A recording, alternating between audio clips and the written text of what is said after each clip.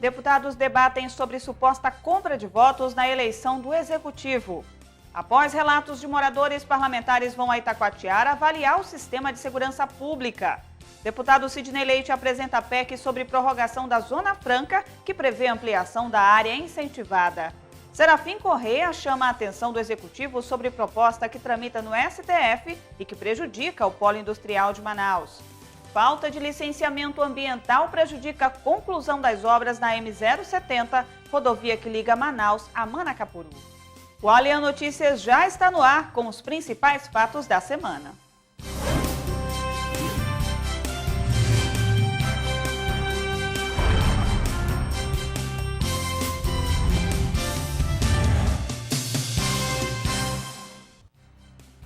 Boa noite.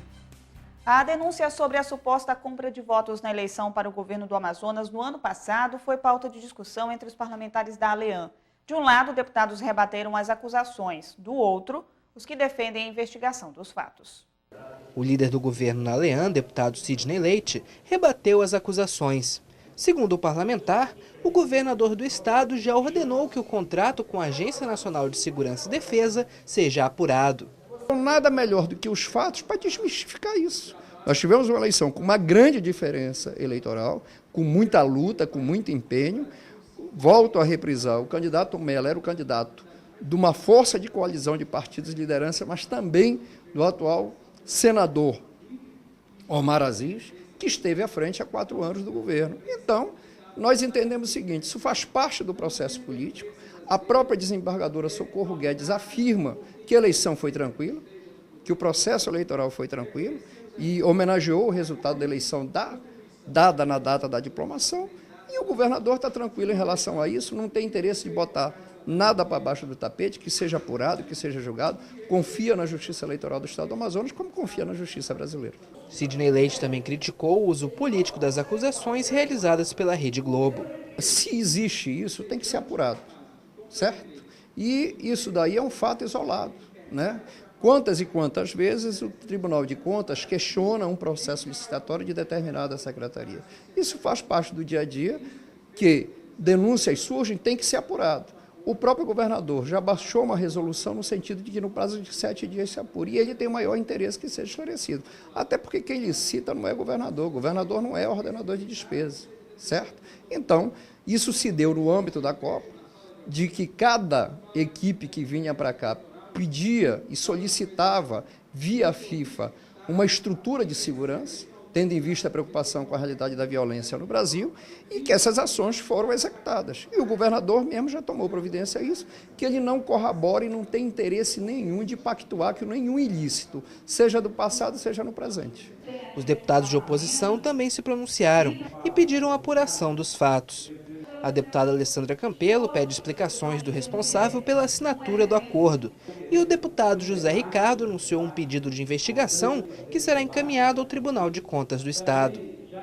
Como fiscalizadores da execução de serviços públicos e do Executivo, eu, como deputada, estou apresentando um requerimento e solicitando ao governo que envie o coronel Dan Câmara, que apareceu na matéria, na reportagem, assim como envie também o secretário ordenador de despesa, que assinou a nota de empenho referente àquele pagamento de R$1 milhão, que para mim foi o mais grave mostrado em tudo. A gente tem que verificar que serviço foi esse, se ele foi executado, quem comprovou, né, que esse serviço foi executado, se a gente tem testemunhas da execução desse serviço. Eu estarei entrando no Tribunal de Contas, Senhor presidente, juntamente com a deputada Alessandra, a deputada Luiz Castro, numa solicitação de auditoria no contrato de R$1 milhão realizado pelo governo do Estado com uma ONG, com uma entidade que está sendo citada aí com envolvimento de possível corrupção eleitoral. O líder do PMDB na Assembleia Legislativa, deputado Vicente Lopes, lamentou a tentativa de se ligar o nome do segundo colocado nas eleições, o ministro Eduardo Braga, às denúncias. Para Lopes, não existe um terceiro turno das eleições. Eu acho que isso é uma demonstração de falta de respeito para com os órgãos de imprensa do nosso país, ou seja, achar que uma matéria dessa natureza possa ter interferência do senador Eduardo Braga, eu acho que é não ter a querer caçar chifre na cabeça de cavalo. Não vejo nenhuma relação possível a não ser tentar tirar o foco. Tá certo? Como disse, a questão não é política, a questão é da Justiça, do Ministério Público, da Polícia Federal e da Justiça Eleitoral, na qual nós acreditamos piamente, diferentemente daqueles que se manifestaram hoje já para colocar sob suspeição alguns juízes que fazem parte da Corte Eleitoral.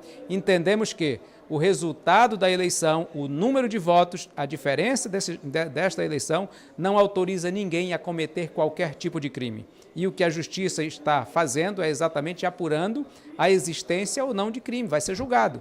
Segundo o Ministério Público Eleitoral do Amazonas, não foram encontrados indícios suficientes de provas para se apurar qualquer tipo de esquema de compra de votos durante o período de eleições.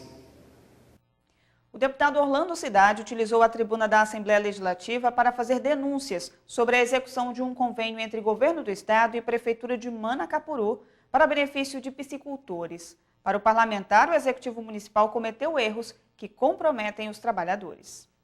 O convênio 13 de 2014 entre o Governo do Estado e o município de Manacapuru, no valor de R$ 3,5 milhões para a construção de 100 hectares de lâminas d'água a produtores rurais, foi objeto de debates na sessão plenária desta terça-feira.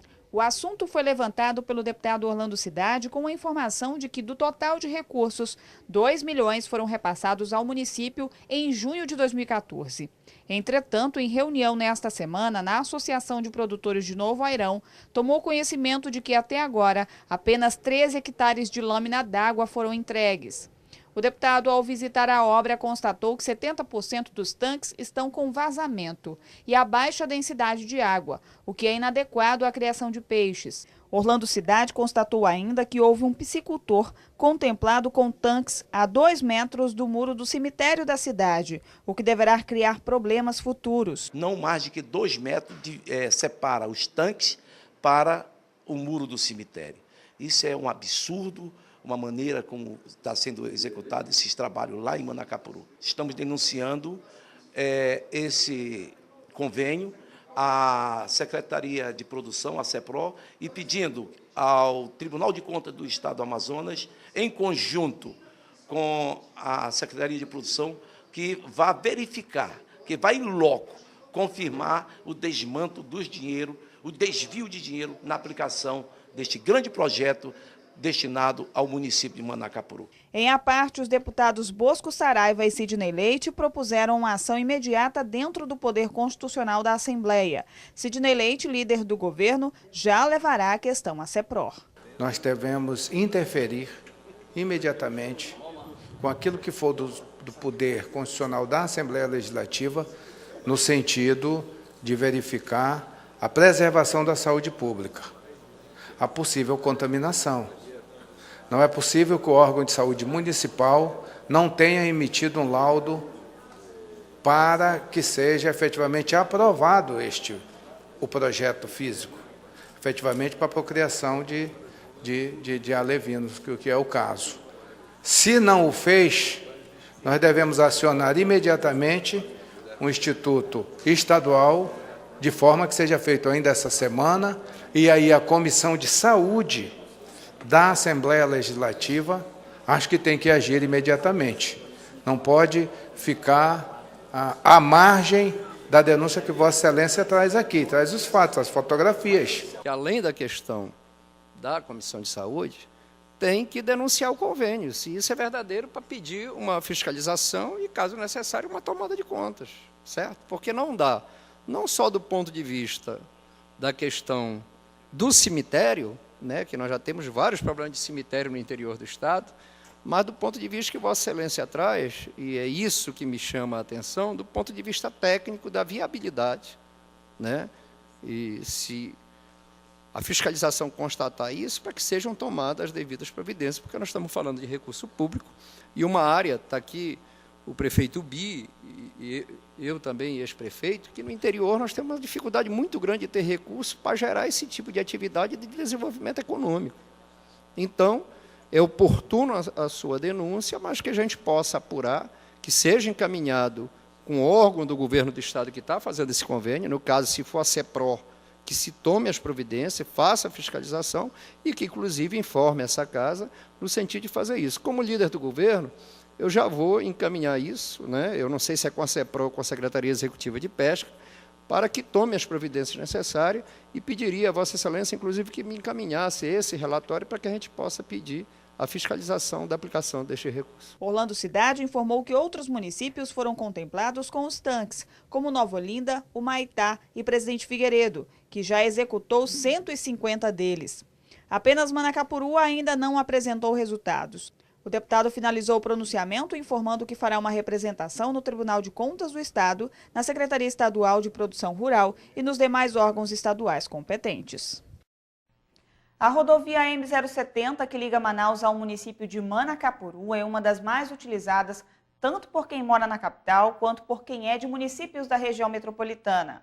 A reforma da via está atrasada. A falta de estrutura no local tem sido motivo de vários acidentes. Mas o deputado Sidney Leite, do PROS, justifica que o atraso é por conta da demora no licenciamento ambiental. A rodovia M070, que liga Manaus aos municípios de Iranduba, Novo Airão e Manacapuru, na região metropolitana de Manaus, é uma das vias mais usadas pela população, seja para escoamento da produção rural ou mesmo para exploração turística dos 3 municípios ligados pela rodovia. Mas a Manoel Urbano, como é conhecida, está sem estrutura, o que já ocasionou vários acidentes. O atraso na reforma dela, de acordo com o deputado Sidney Leite, tem uma explicação. A liberação do IFAM. Os recursos estão na conta para toda a obra, certo? E falta a liberação do IFAM. O Estado está desde 2012 com um projeto no IFAM. A informação que nós temos um único técnico para atender a demanda de todo o Estado do Amazonas. E isso tem dificultado. Ainda de acordo com o deputado, o governador José Mello já disponibilizou os recursos para a Secretaria de Estado de Infraestrutura, a CEINFRA, para a operação tapa-buraco. Mas o detalhe do projeto inicial precisou de alterações. Porque no projeto base colocaram recuperação, né? E não pode ser recuperação porque ela já está sendo reconstruída e sendo feita uma outra estrada duplicada. Leite explica que o atraso preocupa o governo do estado, mas todas as providências que cabem ao executivo estão sendo tomadas. A situação da BR-319, que liga Manaus a Porto Velho, foi assunto do pronunciamento do deputado Serafim Corrêa.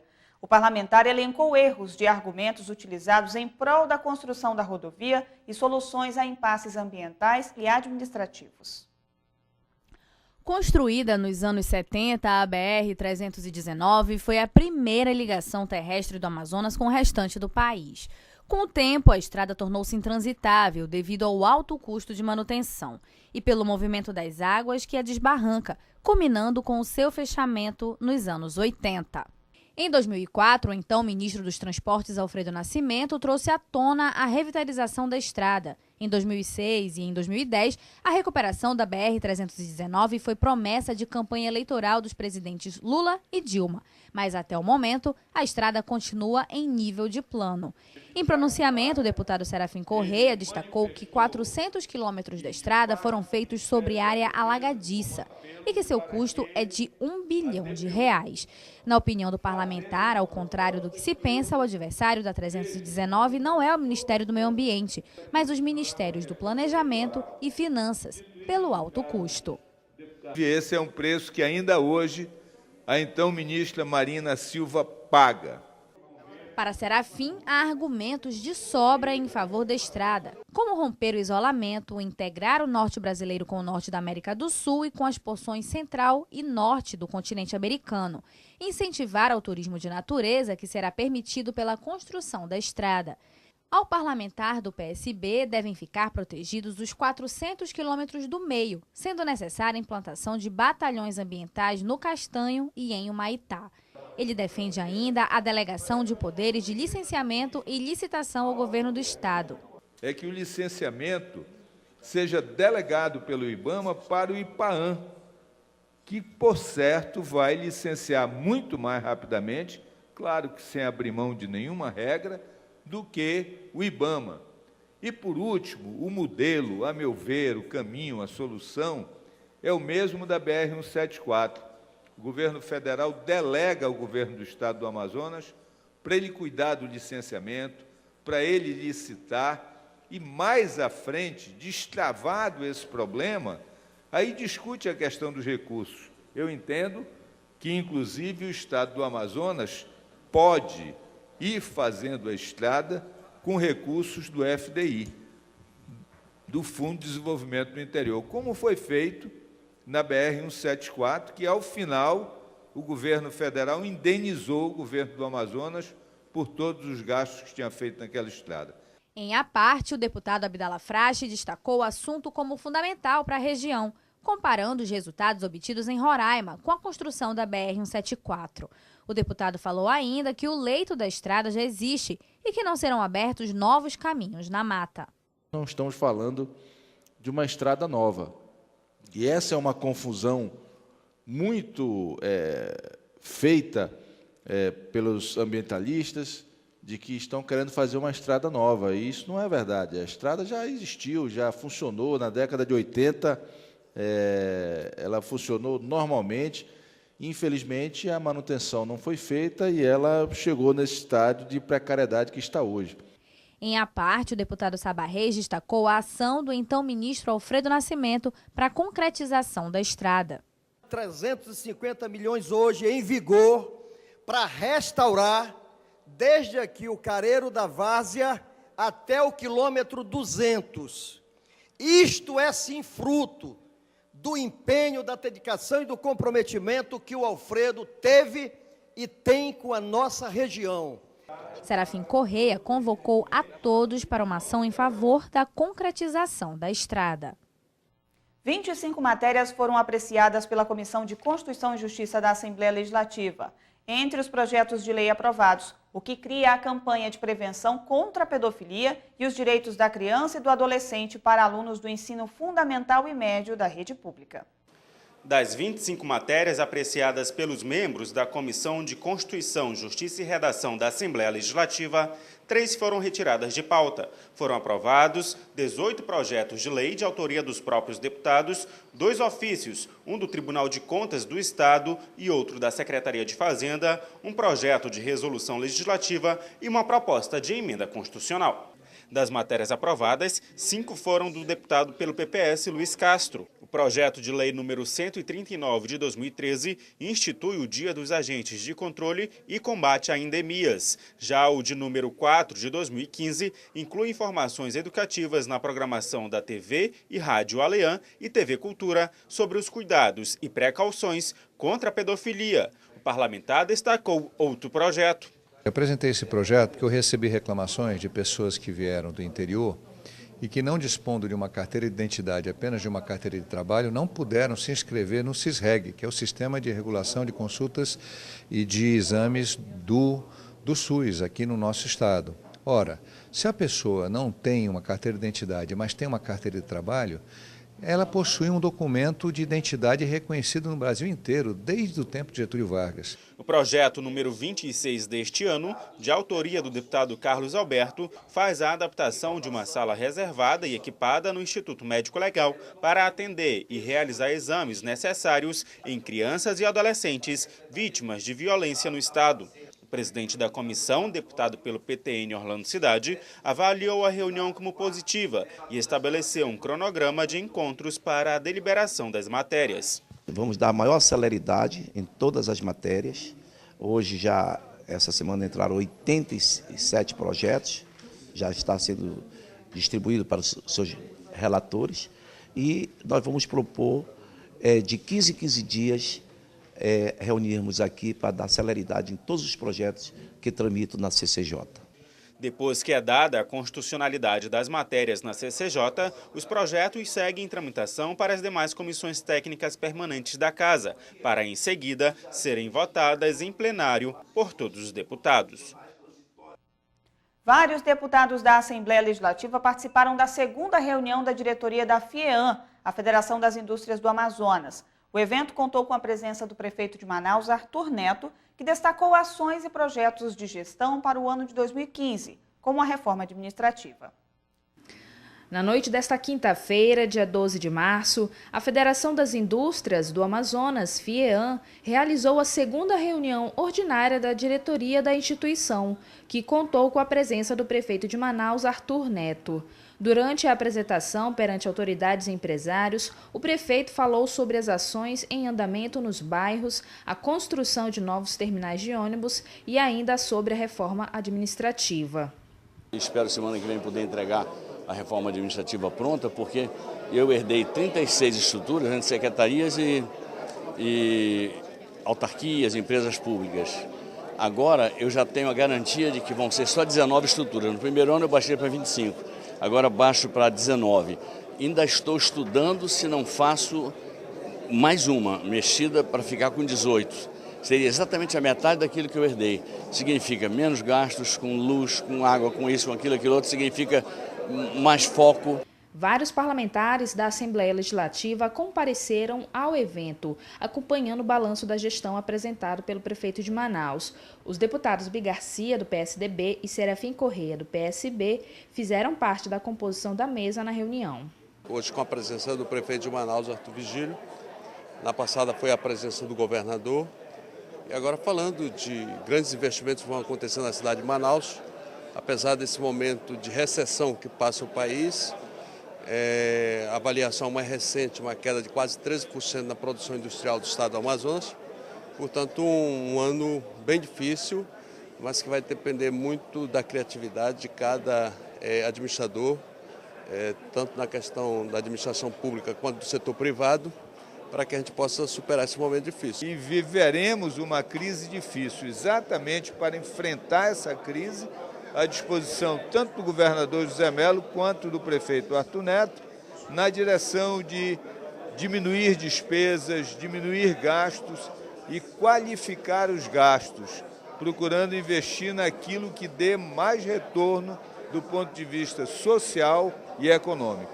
Entendo que a presença nossa, de vários deputados estaduais aqui, na verdade tem como grande objetivo saber exatamente o que o Executivo Municipal está fazendo, tendo em vista que é aqui em Manaus, que é a sede da Zona Franca de Manaus. Também participou da reunião o vice-governador do estado, Henrique Oliveira. É importante que a gente venha aqui, já que fazemos parte de uma parceria que começou lá atrás, há 2 anos atrás, para poder escutar do prefeito o que a população pode esperar, o que é possível ser feito em áreas importantes como educação, como saúde, como mobilidade urbana. É tradição, nas 2 primeiras reuniões da FIEAM, receber os chefes de poder executivo do estado e da capital para prestarem contas da gestão e apresentar os projetos que devem ser realizados no ano de 2015. No próximo bloco, o deputado Sidney Leite apresenta a PEC sobre prorrogação da Zona Franca, que prevê ampliação da área incentivada. E Serafim Correia chama a atenção do Executivo sobre proposta que tramita no STF, que prejudica o polo industrial de Manaus. É só um instante.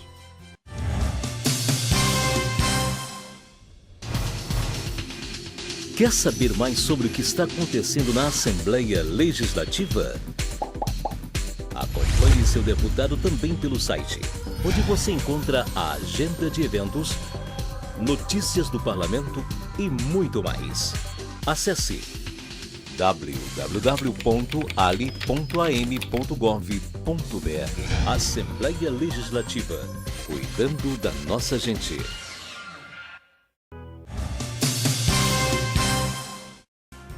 O deputado Sidney Leite, do PROS, apresentou uma proposta de emenda à Constituição sobre a prorrogação da Zona Franca de Manaus. A PEC, que trata dos incentivos fiscais de tributos administrados pelo governo do estado, prevê ajustes no texto atual quanto ao processo produtivo básico e a expansão da área incentivada para alguns municípios do interior. Após a prorrogação da validade da Zona Franca de Manaus por mais 50 anos por parte do governo federal, o deputado Sidney Leite apresentou uma PEC para tratar das competências estaduais, a exemplo do Imposto sobre Circulação de Mercadorias, o ICMS. O parlamentar afirma que o momento atual é muito distinto daqueles em que a legislação foi criada ou reformada e defende a revisão de segmentos e incentivos. Nós temos empresas e segmentos que gozaram de incentivos fiscais de quase 100%, que a realidade econômica do Brasil era uma, mas a realidade econômica hoje é outra. E nós temos empresas e segmentos que nós precisamos também ter esse olhar no sentido de rever ou a natureza da empresa ou a questão do incentivo fiscal. E o que eu defendo? Isso é competência do Executivo, que o governo do Estado tenha a oportunidade de pegar esta proposta de emenda constitucional e fazê-la uma transição. E as empresas que se sentirem motivadas, que elas possam migrar. Na PEC, o deputado traça eixos a serem considerados. O primeiro deles é o processo produtivo básico, garantindo a maior quantidade de insumos e produtos produzidos na Zona Franca de Manaus. Outro é a expansão de área incentivada, atingindo municípios como Rio Preto da Eva. E, por fim, a política social, que vai desde a questão salarial aos benefícios sociais, como creches aos filhos dos trabalhadores do polo. O parlamentar lembrou que no início da Zona Franca haviam duas vertentes, a industrial e a do agronegócio, e disse ainda que essa pode ser a oportunidade de rever esse conceito, buscando na fonte do modelo formas de solidificar uma nova matriz. O deputado também ressaltou a proposta de trazer as universidades para melhorar a qualificação do trabalhador amazonense e realizar pesquisa, e afirmou ainda que a presidente Dilma cumpriu a promessa da prorrogação e que agora é a vez do Amazonas fazer sua parte. O deputado Serafim Correia abriu a sessão plenária da última quinta-feira, chamando a atenção para uma votação no Supremo Tribunal Federal que atinge diretamente o polo industrial de Manaus. A proposta, que tramita no STF, prevê que as operações de aquisição de bens não tributados por IPI ou sujeitos à alíquota zero não podem gerar créditos na apuração do imposto. De acordo com o parlamentar, nenhuma instituição estadual se habilitou junto à Corte para representar os interesses locais.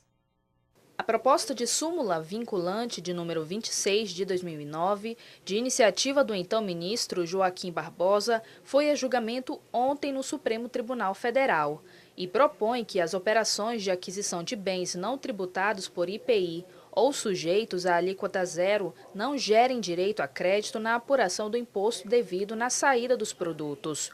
Como o Polo Industrial de Manaus produz insumos e bens intermediários para indústrias de outros estados da federação, a matéria é de interesse direto do poder público e do setor industrial do Amazonas, já que pode resultar na perda dos créditos das fábricas com planta em Manaus.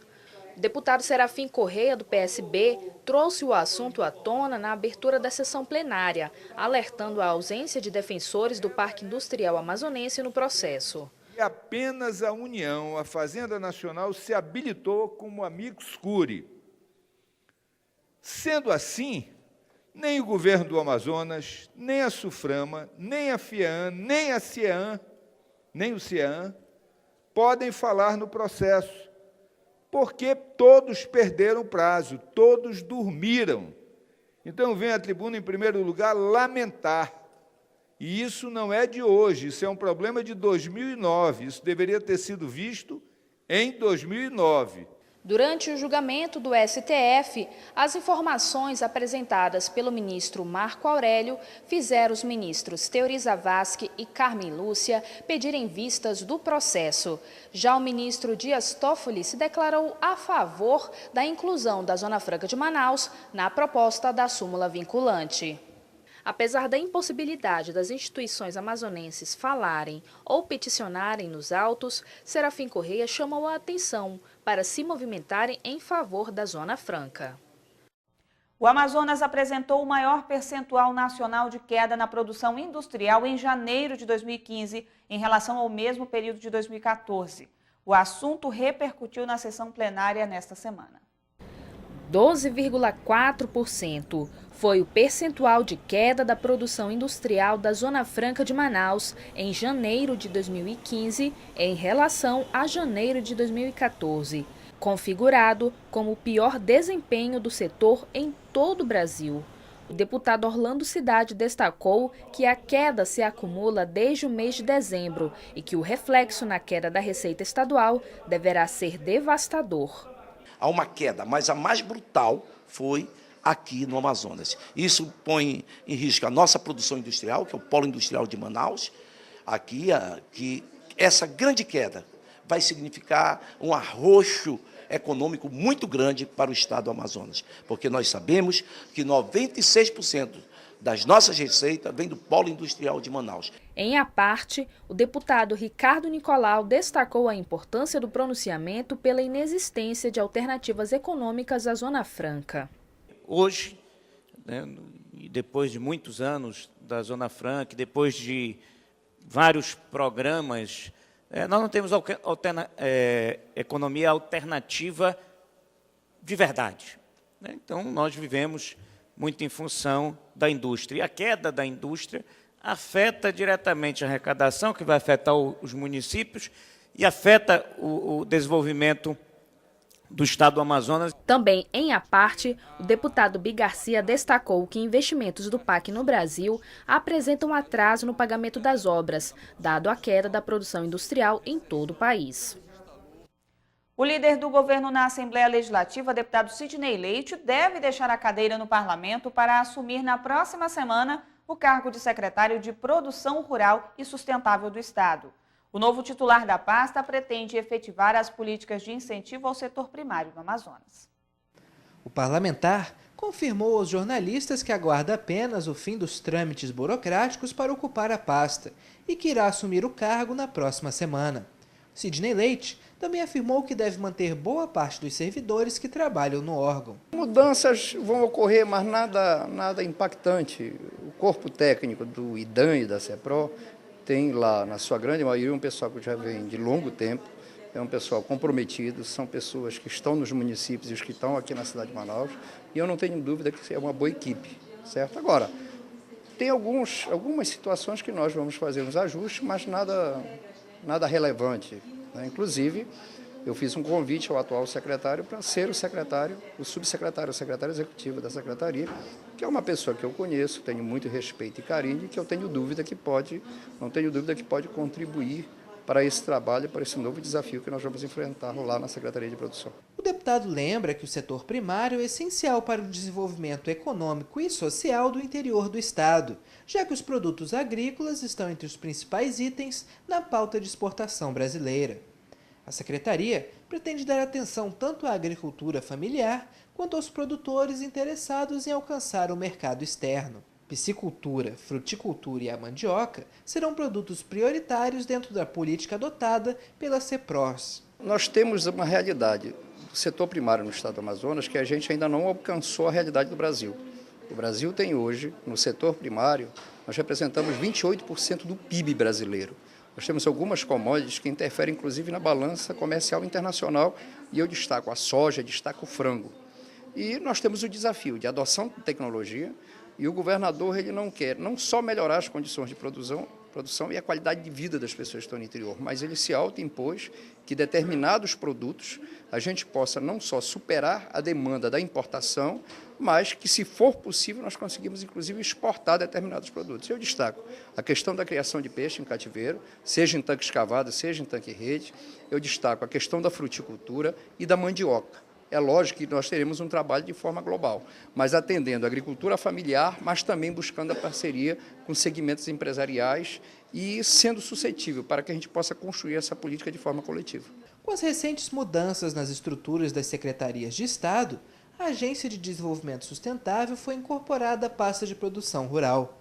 Sidney Leite pretende usar a nova estrutura para fortalecer o desenvolvimento local. Nós queremos a ADS não só tratando de merenda escolar e mobiliário escolar, nós queremos que a ADS possa estar mais próximo do produtor e do comerciante, do empresário, enfim, do empreendedor. Nós queremos aproximar e aquilo que for possível nós organizarmos, nós vamos fazê-lo, como também na questão das pequenas movelarias no interior. Nós queremos contribuir para a organização desse segmento. A ADS terá um papel importante, fundamental, mas ela terá que ter uma participação mais agressiva nesse processo. Não dá para a gente cuidar só de merenda escolar. E vamos buscar a parceria no primeiro momento da Conab, seja no programa de aquisição de alimentos, buscar as outras parcerias do segmento do governo do estado em si, certo? Mas eu posso lhe garantir que a ADS terá um papel muito maior do que ela desempenha hoje. A saída de Sidney Leite fará o deputado Davi Almeida assumir o posto de líder do governo na Leam. A cadeira do parlamentar na Assembleia passa a ser ocupada por Dr. Gomes, do PSD, que obteve nas eleições de 2014 um total de 16.766 votos. O deputado Dermilson Chagas se reuniu com o ministro da Pesca, Helder Barbalho, para tratar sobre as dificuldades que os pescadores estão enfrentando no recebimento do seguro-defeso no estado. Os detalhes com o repórter Rafael Marques. Adriana, em reunião com o ministro da Pesca, Helder Barbalho, em Brasília, o deputado Dermilson Chagas pontuou as dificuldades que o Amazonas enfrenta com a logística de deslocamento, principalmente no período da enchente, para o cadastramento do benefício seguro-defeso no estado. Por essa razão, o deputado pediu a prorrogação do pagamento do benefício aqui no Amazonas. O ministro garantiu melhoria no sistema e no pagamento do benefício e disse que realizará um novo recadastramento em todo o país. Rafael Marques, para o Além Notícias. O prazo para pagar o IPTU com desconto deve encerrar no próximo dia 16 em Manaus. Quem optar pela cota única terá 15% de abatimento, segundo a Prefeitura. Para as pessoas que têm débitos, a redução cai para 5%. Os contribuintes adimplentes do Imposto Predial e Territorial Urbano, o IPTU, têm até a próxima segunda-feira, dia 16, para pagar sua cota única com desconto de 15% em Manaus. No mesmo dia, também vence a primeira parcela, sem desconto, para quem optar pelo parcelamento. Para quem possui débitos com a Prefeitura, o desconto para o pagamento integral é de apenas 5%. O Executivo Municipal informou ainda que não haverá prorrogação de datas para os descontos da cota única. De acordo com dados divulgados pela Secretaria Municipal de Finanças, 36.586 contribuintes já pagaram o imposto. Destes, a maioria, 26.905, aproveitou o desconto da cota única. Os outros 9.601 preferiram parcelar o IPTU 2015. No total, a Prefeitura já arrecadou pouco mais de 12 milhões de reais. Para 2015, a CEMEF contabilizou uma base de 523,2 mil cadastros imobiliários tributáveis, aproximadamente 7 mil a mais do que em 2014. O lançamento do IPTU para este ano é da ordem dos 322 milhões de reais. A seguir, após relatos de moradores, parlamentares vão a Itacoatiara avaliar o sistema de segurança pública e mais. Deputado Ricardo Nicolau coleta assinaturas para a moção de repúdio ao governo federal. O que você vai ver no próximo bloco. Curtir, compartilhar, repercutir, postar. Novas conexões que ligam pessoas em qualquer lugar do mundo. Cada vez mais conectado, o Brasil é o 4º país em número de usuários das redes sociais. Sempre inovando, o Superior Tribunal de Justiça conquista milhares de seguidores na internet. A marca é resultado da linguagem simples, atraente e acessível no Twitter, no Facebook e no YouTube. Onde tem o nome do STJ, tem informação segura, confiável, tem cidadania. No Facebook, milhares de pessoas levaram a página do STJ ao primeiro lugar entre os tribunais mais acessados no mundo. No YouTube, novos programas, entrevistas, documentários e reportagens especiais. E no Twitter, informação curta, rápida, atualizada. YouTube, Twitter, Facebook, o Superior Tribunal de Justiça acredita nas redes sociais e leva a cidadania até você. Superior Tribunal de Justiça, o Tribunal da Cidadania.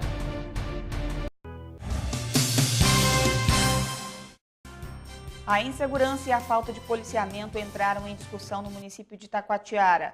Moradores participaram de uma audiência pública realizada pela Comissão de Segurança da Assembleia Legislativa. Uma frente de trabalho para acompanhar as reivindicações da população foi criada. Veja os detalhes na reportagem de Adriano Castro e José Paulino.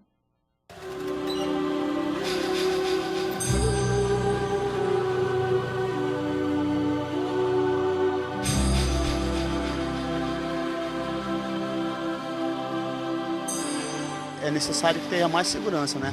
Porque tem muita boca de fumo ainda tem muitos tráficos. Aí seria que se tivesse segurança melhor, em cada bairro fizesse uma guarita para ter o policiamento direto, seria muito bom isso. As notícias são vários assaltos, principalmente de jovens que estão assaltando mais. Né? Como a senhora avalia a segurança hoje aqui no município de Itacoatiara? ela tá boa, mas ainda falta mais, né? Porque tem bairro ainda que a ronda, né, não passa. Eu acho que precisa de mais segurança, né, aqui na nossa cidade. Porque eu acho que tá muita marginalidade, né, que está acontecendo aqui, muita bandidagem, assalto, né. Foram depoimentos como estes que moradores do município de Itacoatiara, distante 265 quilômetros de Manaus, fizeram durante a audiência pública que debateu a segurança na cidade. O encontro foi de iniciativa da vereadora petista do município, Sheila Moreira, aprovada por unanimidade pela Câmara, que solicitou requerimento à Comissão de Segurança Pública da Assembleia Legislativa. Foi a necessidade que se viu para se apresentar um requerimento para que essa audiência pública fosse realizada? A falta de segurança no nosso município, como foi abordado aqui. O tema é segurança, mas no caso nós tratamos da falta de segurança, onde frequentes assaltos estão acontecendo e onde as maiores vítimas são os comerciantes. Por conta disso, a Associação Comercial de Itacoatiara, juntamente com os micros, grandes empresários, juntamente, nos procurou a casa para justamente nós debatermos e chamar essas autoridades. Além da população, representantes da Secretaria de Segurança do Estado, da Delegacia Geral de Polícia, do Comando da Polícia Militar do Interior, da Prefeitura e vereadores também participaram da discussão. E os moradores apontaram a atual situação da segurança na cidade, fizeram questionamentos e pediram ajuda. E os bairros estão lá desassistidos, entendeu? O comércio sendo assaltado, o pessoal aí inseguro. Então a minha pergunta seria, qual realmente é a função do ronda no bairro de Itacoatiara? Meu filho foi assaltado 3 vezes, vindo da escola, né? Hoje ele não quer mais estudar, com medo, ele quer voltar para o interior, porque ele ficou com medo. O último assalto que assaltaram meu menino, ele vinha andando com a irmã dele, que tem 16 anos. De acordo com o comandante do 2º Batalhão da Polícia Militar, que abrange Itacoatiara e outros 5 municípios, hoje a cidade conta com um contingente de 161 policiais militares. O comandante acredita que outros fatores são importantes para diminuir a criminalidade. Investimento em empregos, com investimento na área social, com investimento na família, para que essas famílias invistam, saibam educar seus filhos. Então, não existe uma forma de se resolver o problema da segurança pública trabalhando especificamente em polícia militar e em polícia civil. Não existe essa possibilidade, tem que ser trabalhado um todo. Segundo o delegado de Itacoatiara, Lázaro Mendes, a cidade conta com um total de 8 delegados e 36 policiais civis, entre investigadores e escrivães. Ainda de acordo com o titular, novas medidas serão adotadas pelas polícias civil e militar para garantir maior segurança aos comerciantes e moradores. Eu, juntamente com o comandante da Polícia Militar, Major Beckman, assim como o diretor do EPI, Dr. Carlos, e mais o diretor do policiamento militar, nós iremos nos reunir e traçar metas imediatas, né, como no caso uma operação em conjunto, e com certeza já esse final de semana a população já vai perceber uma grande diferença. O comandante de policiamento do interior do estado, Coronel Marcos Frota, afirmou que algumas ações emergenciais serão feitas para atender de imediato a população de Itacoatiara. Vamos fazer um plano emergencial de segurança, né, para verificar os maiores pleitos deles, as maiores necessidades deles, e em seguida atendê-los, e depois nós vamos retomar o sistema Ronda no Bairro para trabalhar comunidade e segurança, e não segurança e comunidade, trabalhar comunidade e segurança.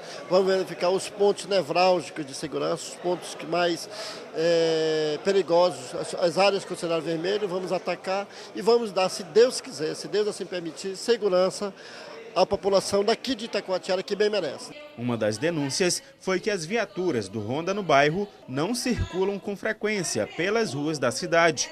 Para o presidente da Comissão de Segurança Pública da Assembleia Legislativa, deputado pelo PR Cabo Maciel, a falta de manutenção dos veículos pode ser o motivo. O parlamentar defende uma apuração. Existe um recurso destinado para uma empresa contratada pelo programa Ronda no Bairro, para que essa empresa faça a manutenção dessas viaturas. As viaturas na capital, nem todas elas estão tendo uma manutenção de forma muito precária. Aí você imagina para o interior do Amazonas. Nós estamos falando de Itacoatiara, que é 265 quilômetros da capital. Imagine você ter manutenção numa viatura em Tabatinga, em São Paulo de Olivença, Boca do Acre, nos municípios de fronteira. A Secretaria de Estado de Segurança Pública foi representada pelo secretário adjunto de Operações, Pedro Florencio, que avaliou como positiva a audiência. Pedro, que é policial federal há mais de 30 anos, deu explicações sobre a manutenção das viaturas do Ronda no bairro. O contrato com a empresa que faz a manutenção foi repactuado, nós voltamos a pagar a empresa e a empresa voltou a fazer o serviço de manutenção. Já tem uma empresa credenciada aqui no município para que as viaturas não necessitem até ser guinchadas e levadas para Manaus para fazer essa manutenção. Isso a gente acredita que vai dar maior celeridade e as viaturas baixadas rapidamente devem voltar ao patrulhamento, ao policiamento ostensivo. O líder do Partido dos Trabalhadores na Assembleia Legislativa, deputado Sinésio Campos, também participou do debate. O encontro deve ser realizado com o governador José Mello e a Secretaria de Segurança Pública, juntamente com o deputado Cabo Maciel, para apresentar um relatório da audiência. Sinésio Campos falou da importância da participação dos moradores. Começou às 17 horas e está terminando às 22 horas, aqui em Itacoatiara. É uma audiência pública diferenciada, onde nós, parlamentares estaduais, nos manifestamos, a mesa dos trabalhos também, os vereadores, mas sobretudo aberto de uma forma bem exaustiva, mas produtiva para a população.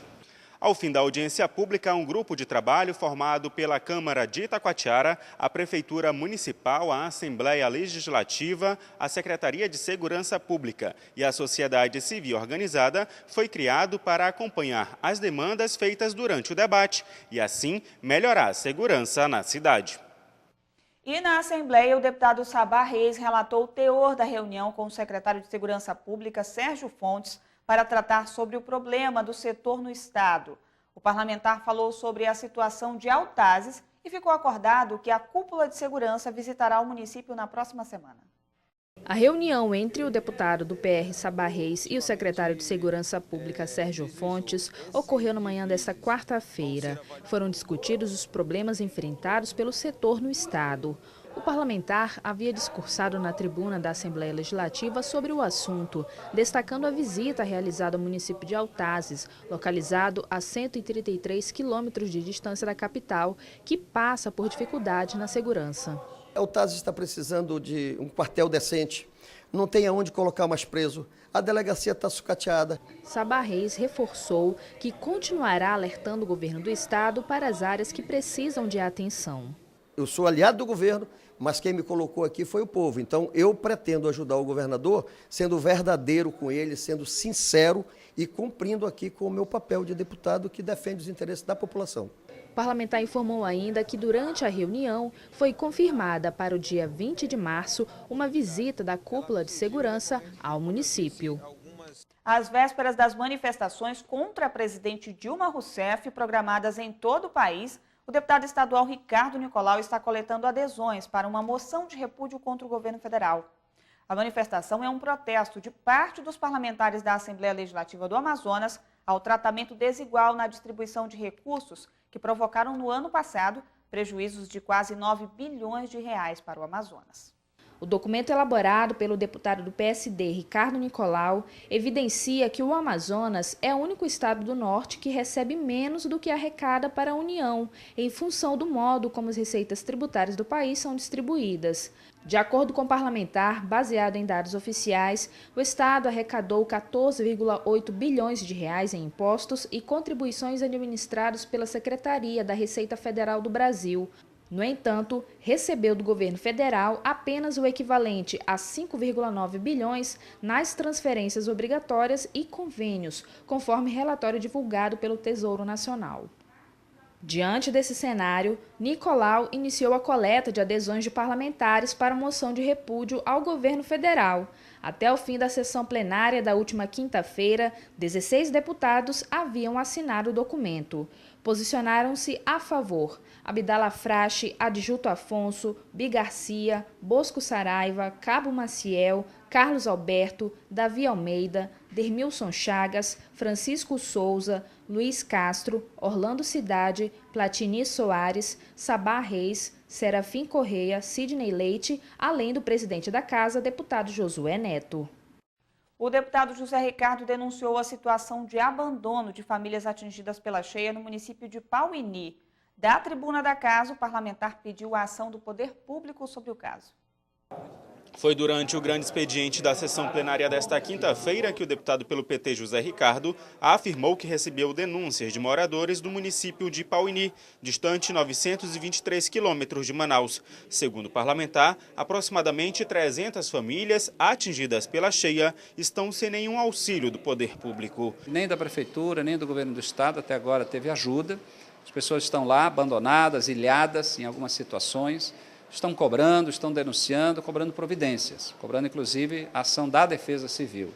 Eu recebi, falamos isso hoje então na tribuna, mas nós vamos encaminhar para a Defesa Civil essas indagações e essas solicitações para verificar qual é a situação e qual é o trabalho que está sendo feito pela Defesa Civil. Que recursos já foram repassados ou não para o município de Pauini. De acordo com o deputado, as denúncias se estendem ainda à administração do Poder Executivo Municipal. O parlamentar afirmou que falta infraestrutura nas ruas da cidade. As denúncias serão encaminhadas ao Ministério Público para apurar as informações. As comissões técnicas da Assembleia Legislativa já prepararam reuniões para debater sobre a enchente no estado, que hoje afeta 11 cidades. A proposta dos parlamentares é manter uma ação conjunta entre União, Estado e municípios para minimizar o impacto das famílias afetadas. Segundo o balanço oficial da Defesa Civil, 11 municípios estão em situação de emergência por conta da enchente de 2015. São eles: Itamarati, Guajará, Ipixuna, Eirunepé, Envira, Canutama, Boca do Acre, Tapauá, Carauari, Pauini e Humaitá. A ajuda humanitária do governo do estado já foi enviada para atender aos desabrigados. No último fim de semana, a Defesa Civil alojou mais de 20 famílias em abrigos no município de Boca do Acre, na Calha do Purus. Cestas básicas e filtros de águas foram entregues para a população. Fiz um destaque de 30 milhões de reais para que a Defesa Civil possa se aparelhar com medicamentos, cestas básicas, material de limpeza, enfim, e que também os municípios possam ter recursos para fazer aqueles trapiches e ajudar os ribeirinhos que estão aí nessa situação. Quem também visitou desta vez o município de Lábrea foi o deputado Adjuto Afonso. Na ocasião, o parlamentar ressaltou que a cidade decrete situação de emergência para que receba ajuda governamental. Constatamos que Lábrea, mesmo que ainda não esteja em estado de emergência, mas precisa ser decretado para que as ações do governo comecem a chegar ao município de Lábrea. Tenho certeza que o governador José Melo está atento. Semana passada já visitou outra calha de Rio Juruá, e o Purus, que estamos ainda com o mês de março, que certamente esse mês todo será ainda terá um grande volume de água, precisa de ações imediatas. Os problemas enfrentados pelas regiões por causa da enchente foi tema de debate no Poder Legislativo. Em plenário, o deputado Adjuto Afonso disse que é preciso uma ação conjunta entre os poderes federal, estadual e municipal para atender às cidades afetadas pela encheia dos rios. Necessário uma urgente mesmo, uma atenção do poder público, e aí eu disse ao prefeito, se decreta estado de emergência, não é só o governo do estado, pode ter uma ajuda do governo federal. O ministro, semana passada, esteve aqui em companhia do governador, foi à região do Juruá e certamente tomou conhecimento de que aquilo que estava acontecendo no Juruá também deva estar acontecendo em outras áreas do estado. A Defesa Civil informou que a União, Estado e municípios estão atuando de forma conjunta para minimizar os impactos socioeconômicos dos ribeirinhos. Já o deputado Orlando Cidade lembrou que a Comissão de Assuntos Municipais, da qual faz parte, já agendou uma visita técnica para verificar de perto a situação dos afetados. É uma preocupação nossa e que coloca aqui já convocando que a Comissão de Assuntos Municipais, presidida pelo deputado Platini, já está agendando uma viagem a todas as calhas de rios pela sua comissão, onde, sem dúvida alguma, contará com a sua presença, contará com a nossa presença para visitar os nossos irmãos do interior, principalmente aqueles que sofrem hoje com essa grande enchente. Até o momento, 5 municípios estão em situação de alerta: Tabatinga, São Paulo de Olivença, Santo Antônio do Içá, Tocantins e Benjamin Constant. Ainda sobre o assunto, o deputado Sinésio Campos disse que vai realizar uma reunião com os representantes da Defesa Civil e do Governo do Estado para discutir as atuais ações do poder público sobre os efeitos da enchente dos rios. Eu entendo que a cheia é um caso alarmante, cada vez mais trazendo prejuízo, e aqui a Assembleia Legislativa não pode ficar ao largo desse debate. Eu creio que o que queremos também trazer, governo federal, estadual, municípios, mas sobretudo também abrir um espaço para a Defesa Civil, saber de forma emergencial o que a Defesa Civil está fazendo em benefício, de dar o socorro às pessoas que estão precisando agora desse auxílio. A reunião deve ocorrer conjuntamente com a Comissão de Recursos Hídricos, do qual o deputado é presidente, e de Assuntos Municipais, presidida pelo deputado Platini Soares. A eleição para a nova diretoria da Associação dos Servidores da Assembleia Legislativa do Amazonas aconteceu nesta sexta-feira. A Chapa 1, a Sale para Todos, presidida pela servidora Silvete Silva, venceu a eleição. A reestruturação do plano de cargos e carreiras e políticas de plano de saúde devem ser prioridades da nova administração pelos próximos 4 anos. A eleição para a nova presidência da Associação dos Servidores da ALEAN ocorreu nesta sexta-feira durante o expediente da Casa. 2 chapas disputavam a presidência do órgão. A Chapa 1, presidida pela servidora Silvete Alves da Silva, e a Chapa 2, comandada pelo servidor José Laan. Dos mais de 2.000 servidores e funcionários do Poder Legislativo amazonense, 599 compareceram para votar. A contagem dos votos ocorreu de forma nominal, conferida 1 a 1 pelos fiscais da mesa.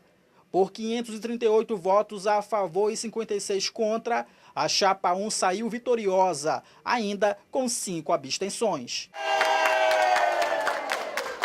Durante o discurso de posse, a nova presidente da ASALE agradeceu a participação dos servidores na eleição e pediu união entre os funcionários da casa. União, universalidade com todos os servidores. Vamos marcar sempre uma reunião periodicamente com todos os servidores. Tudo que a gente for fazer dentro dessa nova administração vai ser com o apoio de todos. Todos vão participar. Silvete Silva disse ainda que as prioridades da presidência na ASALE vão ser a reestruturação do plano de cargos, carreiras e remuneração e novas políticas para o plano de saúde dos comissionados e efetivos. Precisamos de um plano para todos, não adianta ser só para alguns. Então, o mais importante é o plano que é a saúde. Durante a posse da nova presidência da ASALE, foi entregue pela antiga gestão o relatório dos trabalhos realizados durante os últimos 4 anos. Você tem a sorte de estar pegando uma ASALE saneada, uma ASALE sem nenhum débito e só glórias. Creio que você, da mesma forma, terá a sensibilidade de ajudar o funcionário, que é o que ele mais precisa. A presidente eleita já se prepara para uma reunião na próxima semana com todos os comissionados e efetivos para tratar da nova política da associação. Confira o que foi destaque no ALEAN Notícias de hoje. Após relatos de moradores, parlamentares vão a Itacoatiara avaliar o sistema de segurança pública. Comissão de Constituição e Justiça da Casa delibera projeto que cria campanha de prevenção contra a pedofilia. Falta de licenciamento ambiental prejudica a conclusão das obras na M070, rodovia que liga Manaus a Manacapuru. E nós ficamos por aqui. No site da Assembleia, ale.am.gov.br, você tem outras informações sobre a atuação parlamentar. Um ótimo fim de semana e até a próxima segunda-feira.